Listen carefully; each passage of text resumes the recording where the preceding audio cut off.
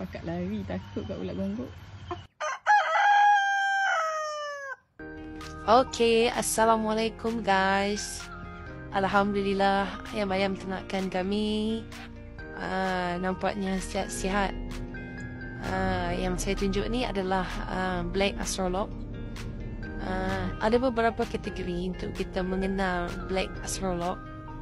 Antaranya ciri-ciri badan, mata, kaki dan sebagainya. Ada yang mengatakan original, ada yang kata ini adalah jenis Harko, macam-macam jenis yang ada di ternakan kami.